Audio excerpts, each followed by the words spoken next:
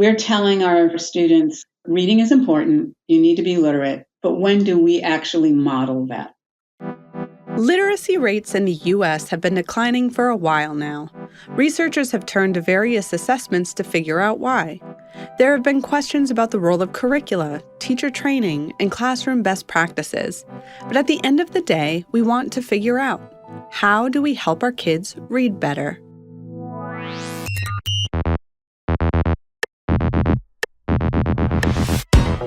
Welcome to Harvard Thinking, a podcast where the life of the mind meets everyday life. Today, we're joined by Marty West. I'm academic dean and a professor of education here at the Harvard Graduate School of Education. He's also the deputy director of the program on education policy and governance at the Harvard Kennedy School, serves on the State Board of Elementary and Secondary Education in Massachusetts, and is vice chair of the National Assessment Governing Board, which oversees the nation's report card. Then, Phil Capin. I am an assistant professor and a reading researcher located at the Harvard Graduate School of Education. He also leads the Bridges Lab, which focuses on bridging research and practice as it relates to reading instruction. And our final guest? I'm Pamela Mason. I am the co-chair of the Teaching and Teacher Leadership Program here at the Harvard Graduate School of Education. She's also the chair of the Literacy and Languages Concentration and is involved in the Committee Against Censorship at the National Council of Teachers of English. And I'm Samantha Laine Perfas, your host and a writer for the Harvard Gazette. Today, we'll dive into literacy rates in the U.S. and how to best support our students in their quest to become better readers. Just to set the stage, what is the state of literacy in the U.S. and how do we fare when compared to other countries? There are two different international assessment programs that American students participate in regularly, and both of those show that American students score in roughly the middle third of countries among developed democracies, and that's actually a little better than we perform in math. But I think what has really drawn a lot of attention to this issue in recent years is data from our own national assessment, the National Assessment of Educational Progress. And what we see there is that American students' literacy skills peaked in roughly the middle of the last decade and has fallen significantly since that time. And so I think it's really that decline in literacy skills that is drawing concern. There are proficiency targets that the National Assessment Governing Board, on which I serve, sets. And I actually prefer to look at the percentage of students who are failing to meet even the basic level of proficiency. And that share is much higher than we want it to be, about 40% of fourth graders, about a third of eighth graders. Is that something that predated COVID, or is the pandemic one of the reasons that it's been in decline? So the pandemic certainly didn't help, but in particular, when you're looking at reading skills, it's actually hard to make a case that the pandemic is the most important factor. Reading scores for American students peaked in 2015 in grade 4 and in 2013 actually in grade 8. In grade 8, the scores have been falling steadily since 2017. And if I showed you a graph of that decline, you wouldn't be able to pick out the years in which school closures took place and the pandemic was raging. Rather, it looks like just a steady linear decline over now close to a decade. One thing I would add is that Marty's right that there has been a decline in recent years for both students reaching the basic level and the proficient level. But I think if you step back a bit, the scores, for instance, 40% of students did not reach the proficient level in 2024, right? But if you look back even to the highest numbers, which Marty alluded to in the mid-2010s, the number is still about 1/3, right? And so I think we should wonder whether we're okay with that. Are we okay with about 1/3 of students performing at what the NAEP considers to be the basic level? And so I guess I'm trying to point to this idea that scores have declined in the more recent years, but I would say that the scores have been relatively stable over time and not high enough.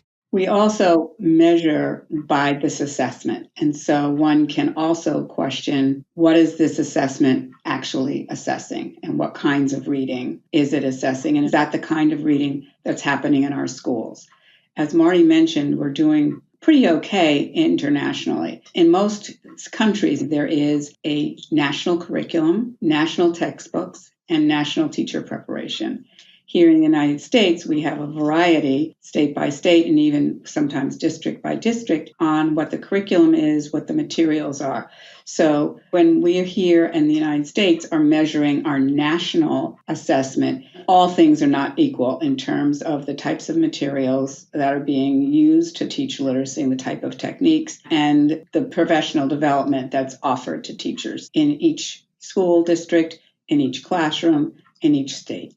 Does the data get to that granular level?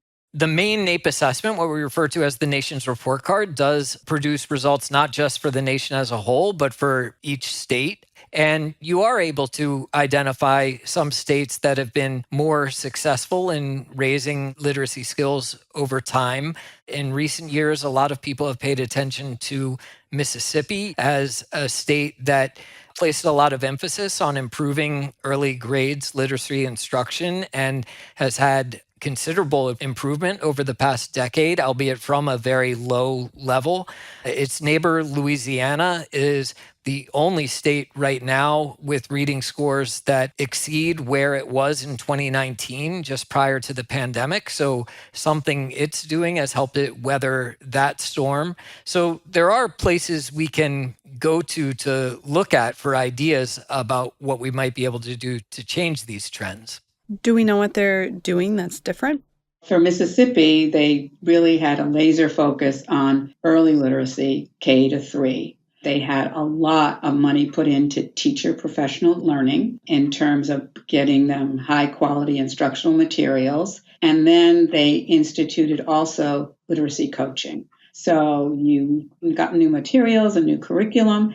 You were given the initial how to implement it, but then you had your ongoing coaching so that they were finding that it was a combination of efforts. It was not one thing that the state of Mississippi did that improved their outcomes. So then on the flip side of that coin, for some of the states where they are seeing rates decline, do we know why they're in decline? What has changed in those places? So I think we need to be careful, in particular when using the data source that I've been referring to, which is much better about telling us what's happening to student achievement in the U.S. than why. But I think there are some things we can use to begin to try to rule out and rule in potential explanations. And one of them is that one of the more troubling aspects of recent trends is that these declines in average achievement have been much more pronounced among low-performing students, those at the 10th and the 25th percentile, than they are among high-performing students. In fact, students at the 90th percentile in the distribution of reading achievement, despite the pandemic, are doing just about as well as ever. So we should be looking for factors that would influence learning, especially for students who are already struggling. What we haven't yet talked about is that there's a huge gap between students based on socioeconomic factors, for instance. And children that come from low SES families, low socioeconomic status families, are much less likely to perform well in reading than students that come from high SES. And that, I think, is due to many factors, but one of the primary factors is related, I think, to funding. That in our country, funding is tied in many places to property taxes, which leads to inequitable levels of funding for different students. And so students that come from low SES backgrounds are more likely to go to under-resourced schools, as well as to receive less supports outside of school.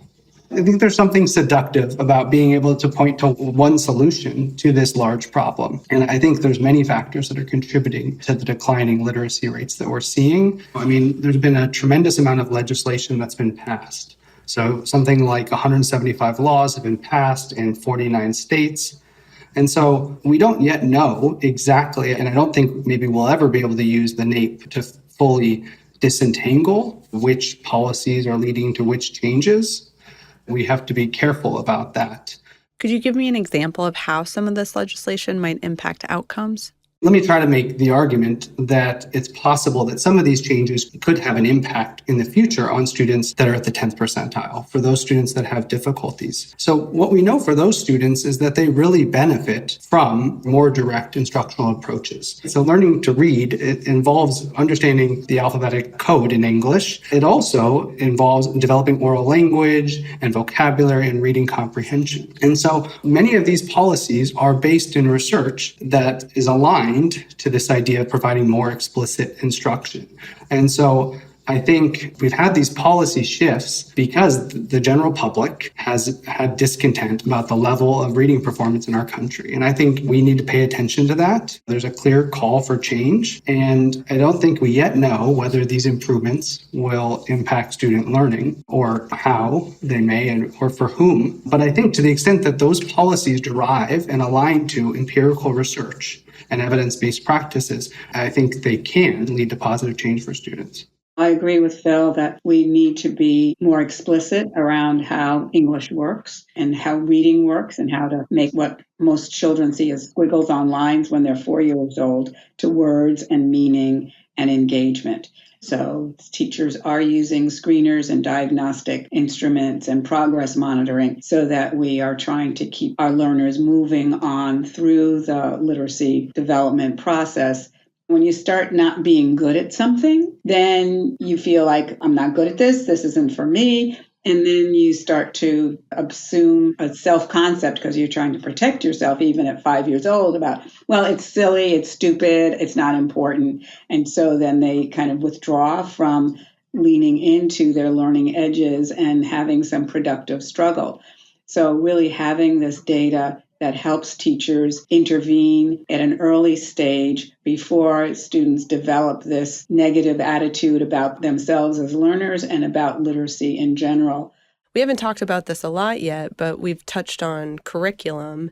And one of the things that I saw is there is a little bit of a debate between two approaches to teaching reading. There is balanced literacy, which is a more organic, less structured approach that focuses on instilling a love of reading first.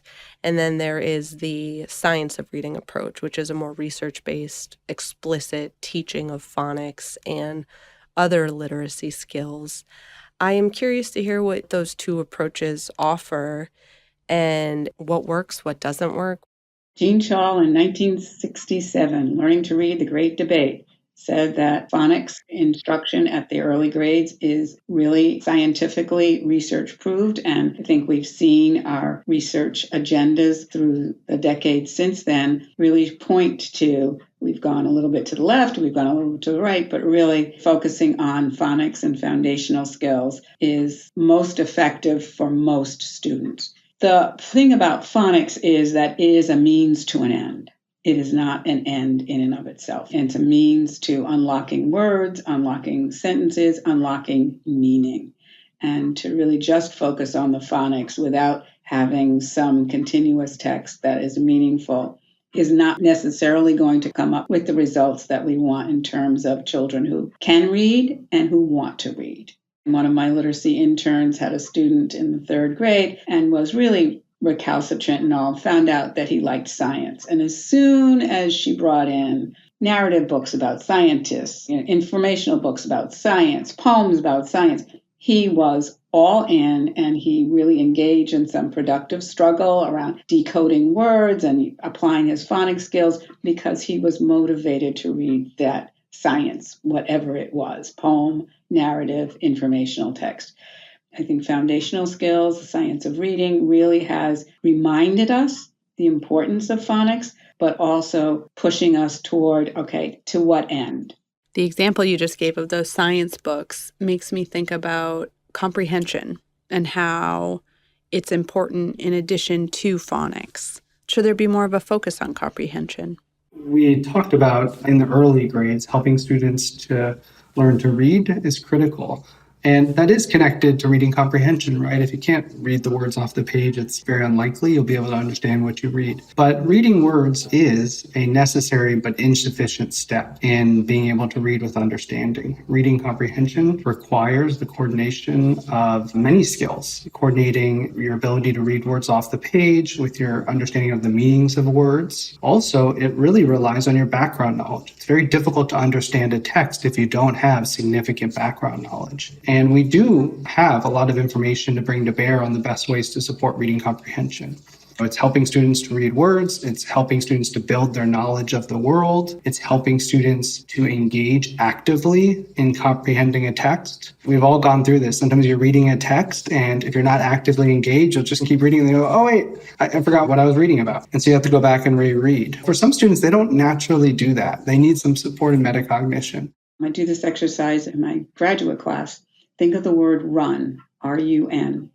How many ways can you use the word run? And as you do that, you think of all the different disciplines and areas of expertise that word shows up in with very different meanings. One time we came up with 27 uses of the word run. Let's see, you do a computer run, you have a run in a baseball game, you run an errand, your nose runs. It's the same word, but again, your background knowledge and your comprehension, if you've seen this word used many times in different contexts, then you're of that mindset to say, okay, this is not the definition of run that I was thinking of. Let me reread and try to figure out how this particular text is using this same word. One of the trends that I've been struck by is the really dramatic decline in the share of students who report that they read for fun on their own time. So among 13-year-olds, the share of students who report that they read for fun on their own time almost every day fell almost by half, from 27% in 2012 to 14% in 2023. The share who say they never or hardly ever read for fun on their own jumped from 22% to 31% over that same period. And what could be driving that trend? I don't think we have smoking gun evidence that the rise of screen-based childhood is a direct contributor to the literacy trends that we're seeing, but I'm willing to put it very high on my list of potential suspects. I think I agree with you, Marty, but I also think we're telling our students reading is important, you need to be literate, but when do we actually model that? When do our children see us reading for pleasure, see us laugh at something we've read, see us engage, like, no, don't bother me right now, I'm in the middle of this chapter, I'll talk to you later. Even in schools, when we have drop everything and read time, the teachers should be reading rather than using that time to grade. So I think that it's both the screen and the technology time, but also it's the modeling, and that literacy is important in our daily lives. I certainly agree. And I also think the data that's looking at adult literacy, we're seeing big drops among adults. And so we see more adults are performing at the lowest level of literacy on adult literacy assessments. And so I think there is a lot of signal here, both in the recent decline and in the general underperformance in reading that we're seeing in our country. There are a lot of kids and even adults who are very resistant to reading, and that makes me very sad as a book lover. Marty, you mentioned the rise in screen-based childhoods. Could you talk more about that? And I'm also wondering if there are other suspects as to why people are reading less. So I definitely don't know of any evidence that would tell us exactly what's going on.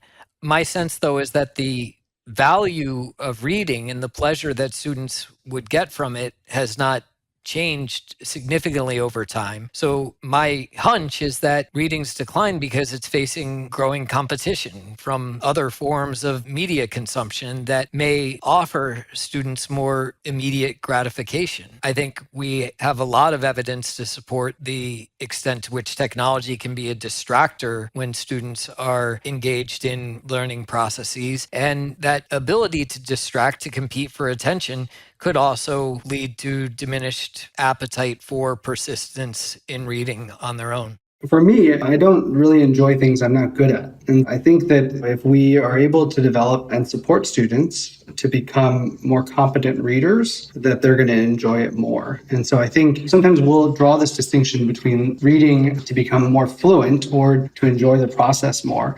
And I think those things, you can't really disconnect them. And in my research, I want students to engage with interesting text, with complicated ideas, and I want them to be able to choose books that align to their interests. I also, though, really think if I want students to enjoy reading, I really got to help them to more easily read books and to more easily to read the words off the page, to know the meanings of the words, and to connect the different ideas within the text. As a parent, I would encourage and always have encouraged reading aloud. I know that sounds very old-fashioned, but we all like podcasts here. We all like ebooks. We like people reading to us. So our young people really still enjoy having a significant adult read aloud to them, whether it's before bedtime or just some quiet time when everybody just needs to decompress from our very hurried lives. Just reading aloud, and even reading aloud the same book over and over again. And the adult can say, okay, I'm going to make a mistake on this page, so that we're keeping our children engaged and they're making sense. They're listening to the words.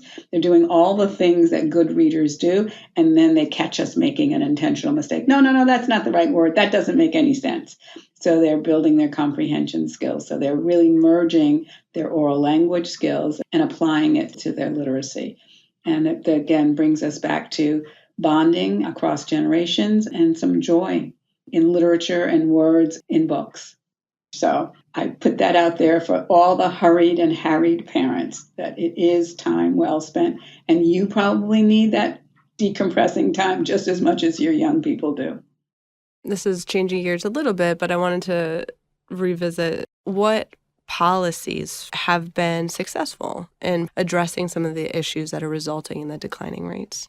I think it's going to be a while before we can know for sure which, if any, of these bundles of policies that Phil described earlier are most effective in improving literacy rates, in part because they are being implemented generally as a bundle. Hopefully we'll see sort of national indicators move in the right direction, but I think it's going to be very hard to assign credit to discrete elements. I can tell you, though, that policymakers still are going to have to make decisions, even without definitive evidence. Here in Massachusetts, the Healey administration designed a program called Literacy Launch to try to make Massachusetts one of the states that succeeds in reversing these trends. It's centered around grants to school districts to purchase high quality curricular materials and literacy screeners they can do to try to identify and intervene with students who are on track for difficulty. It has ramped up professional development for teachers, and then it has resources that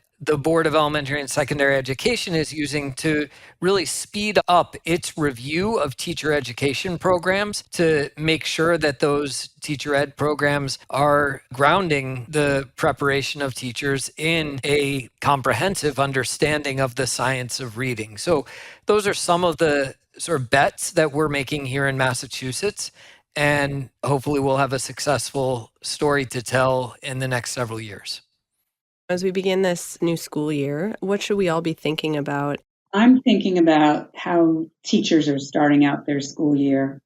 A lot of them are being given new curricula. And are they being well supported in the implementation of that curricula? And are they able to build good literacy skills that are tied to research that we know is effective for implementation, and also to show their joy in reading and writing and sharing that joy with their learners, and engaging parents and families also in this literacy learning journey? I think for me, as a reading researcher, there's lots of questions that I'm interested in asking and trying to answer related to the best ways to provide instruction and to organize our schools to better support students who may be at risk for reading difficulties. I think the other thing I'm interested in is what I'm noticing is that the conversations about literacy are more mature and sophisticated, both among teachers and school administrators and researchers than they've been in the past. And I think we've had plenty of pendulum swings in the past, And I'm hopeful that we can continue to focus on aligning practice with research, and that we can develop and support teachers and educational leaders to be good consumers of the curriculum materials that they're adopting and the choices they're making, and that we can avoid another pendulum shift, and that this effort to align research and practice can be longstanding. I think for policymakers, the big question they face is how to take advantage of this uptick in concern about literacy and interest in improving literacy rates, how to turn that into an opportunity to better align what's going on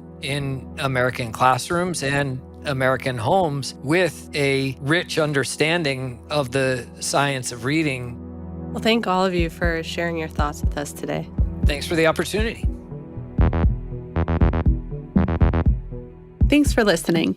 If you'd like to see a transcript of this episode or listen to other episodes, visit harvard.edu/thinking. If you want to support this podcast, you can do so by rating us on Apple Podcasts and Spotify, or sharing this episode with a friend or colleague. This episode was hosted and produced by me, Samantha Laine Perfas, with editing and production support from Sarah Lamadi, editing by Ryan Mulcahy, original music and sound design by Noel Flatt, produced by Harvard University. Copyright 2025.